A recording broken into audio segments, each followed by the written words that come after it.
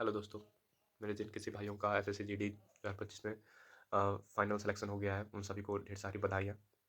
और मैं बताना चाहूँगा, मैं भी एसएससी जीडी 2025 में सीआईएसएफ में सेलेक्ट हुआ हूँ।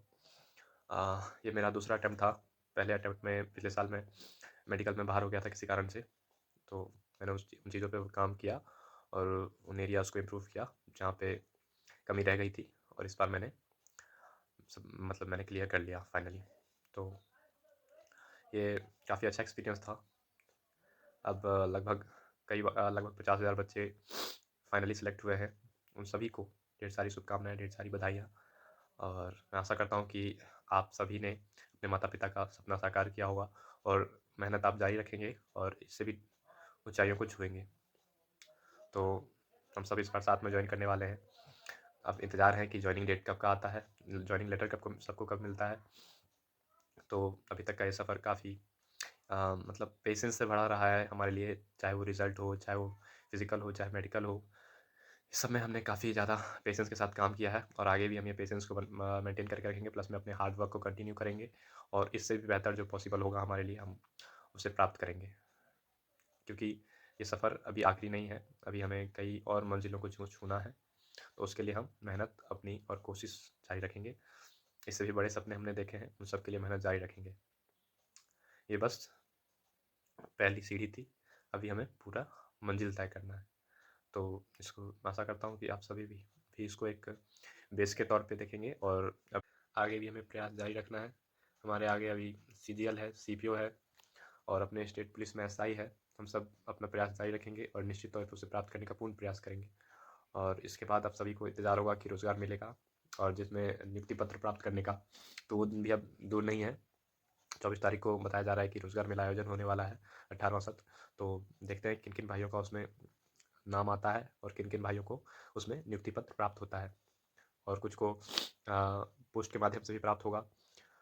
तो सभी को निश्चित तौर पे मिल जाएगा, थोड़ा आगे-पीछे, लेट-सेट सबको मिल जाएगा, तो इसके लिए किसी को डरना नहीं है, घबराना नहीं है।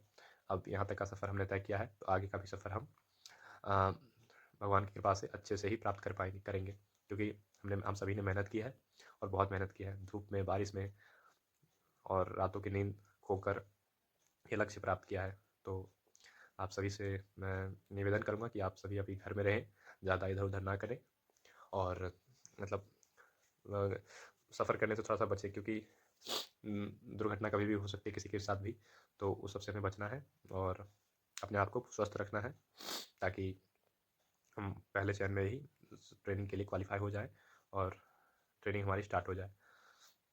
और बस आप सभी से अनुरोध करूँगा कि जिन-जिन भाइयों का जिसमें वो सेलेक्ट हुए हैं, लाइक कोई सीएसएफ में, कोई एसएसबी में, कोई सीआरपीएफ में, कोई बीएसएफ में, आईटीबीपी में, असम राइफल में, तो ज़रूर बताएँ कमेंट में।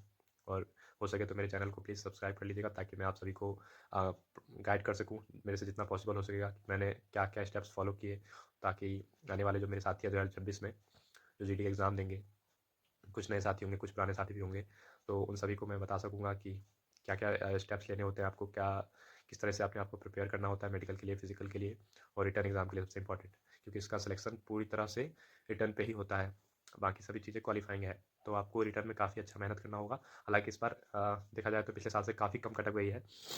तो उसी के अकॉर्डिंग हम, क्योंकि एग्ज़ाम लेवल इसका काफ़ी कंपेयर टू 2024, 2025 का एग्ज़ाम लेवल काफ़ी टफ था। बच्चों के मार्क्स इस पे कंसिस्टेंटली गिरे हैं, तो इसकी वजह से इसका कट ऑफ काफ़ी कम आया है। तो आपको अपने आप को दोनों तरीके से प्रिपेयर करना होगा, ईज़ी शिफ्ट के लिए भी और हार्ड शिफ्ट के लिए भी, ताकि वहाँ पे एग्ज़ाम हॉल में आप डरे ना, क्वेश्चंस देख के आप पेशेंस के साथ उनको सॉल्व कर सकें और मतलब अच्छे से एग्ज़ाम अपना अटेम्प्ट कर सकें। और जो आते हुए क्वेश्चंस हैं, उनको गलत बिल्कुल ना करें। और होता है, मैं खुद बहुत सारी सिचुएशन फेस करता हूँ एग्ज़ाम देते टाइम, कि मुझे आते हुए क्वेश्चंस में थोड़ा-सा ऑप्शन देख के डाउट होने लगता है। तो ऐसे में आप क्या करें, उन क्वेश्चंस को ज़रूर अटेम्प्ट करें, क्योंकि उसमें आपको 50% चांस है कि वो क्वेश्चन सही होगा ही होगा। बट आपका फर्स्ट डाउट जिस पे जा रहा है, आप हमेशा उस क्वेश्चन के साथ ज़रूर जाएँ, उस आंसर के साथ, सॉरी। तो इस तरह से आपका एग्ज़ाम ज़रूर क्लियर होगा, आप सभी का एग्ज़ाम बहुत अच्छा जाने वाला है। और उसके बाद अगर आप अपने अपने कंपेयर कर लीजिएगा, आपका एग्ज़ाम लेवल कैसा है। अगर एग्ज़ाम लेवल तो मतलब प्रीवियस ईयर जैसा ही रहा टफ, तो आप इस बार के फिज़िकल के कट ऑफ के हिसाब से, अगर उसमें से आपके ज़्यादा नंबर आ रहे होंगे, तो आप अगले दिन से ही फिज़िकल की तैयारी स्टार्ट कर दीजिएगा, क्योंकि जो जो मेरे भाई एकदम से फिजिकल डेट आने के बाद या ऐसा कुछ करने के बाद स्टार्ट कर पाएंगे, तो जो नए रनर्स होंगे वो नहीं कर पाएंगे। नए रनर्स को कम से कम 3 से 4 महीने का टाइम चाहिए 5 किलोमीटर की रेस बनाने के लिए, दौड़ बनाने के लिए। और जो मेरे भाई पुराने रनर हैं, जो पहले भी दौड़े हैं, उनके लिए तो 1 महीना भी काफ़ी है, वो कर लेंगे। बट आप उनके चक्कर में मत रहिएगा। आप अगर नए हैं तो आप एग्ज़ाम देने के बाद से ही स्टार्ट कर लीजिएगा, क्योंकि कोई भरोसा नहीं है। क्योंकि भर्तियाँ लेट चल रही है, तो अगर वो टाइम प्रोसेस में आने के लिए हो सकता है वो एग्ज़ाम के जस्ट 2 महीने बाद स्टार्ट कर दे, 1.5 महीने बाद स्टार्ट कर दे फिजिकल। तो ये सब हम नहीं जानते। हम अपनी तैयारी में हम कोई कमी नहीं रखेंगे। और उसके बाद फिजिकल क्वालिफाई करने के बाद फिजिकल क्वालिफाई करने के बाद जाती है मेडिकल की कट ऑफ। तो सभी उस सब के भी आइडिया आप सबको मिल ही जाएगा। तो अभी आप पहले रिटर्न पे फोकस करिए अच्छे से। रिटर्न पे जितना ज़्यादा मार्क्स, मैक्सिमम मार्क्स हो सकता है पॉसिबल, उतने ज़्यादा गेन करिए। मॉक लगाइए कंटिन्यू, RWA के मॉक लगाइए, मिनी मॉक लगाइए, और टेक्स्ट बुक पे भी मॉक लगाइए प्रीवियस ईयर्स का।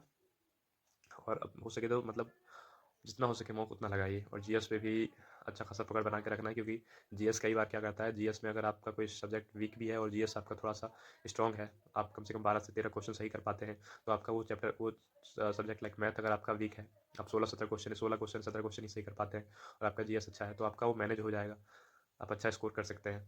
तो मिला जुला के हिंदी को भी हल्के में मत लीजिएगा, हिंदी भी अच्छे से पढ़िएगा, क्योंकि पिछली बार की हिंदी काफ़ी ज़्यादा टफ आ गई थी। बच्चे 15 नंबर्स क्रॉस नहीं कर पाए थे मेरे खुद के। 16 क्वेश्चन बस करेक्ट हुए थे। तो आपको सब कुछ के लिए प्रिपेयर रखना है अपने आप को। तो इसी के साथ हो सके तो मेरे चैनल को सब्सक्राइब कर दीजिएगा, अगर इन्फॉर्मेटिव लगे तो। और धन्यवाद।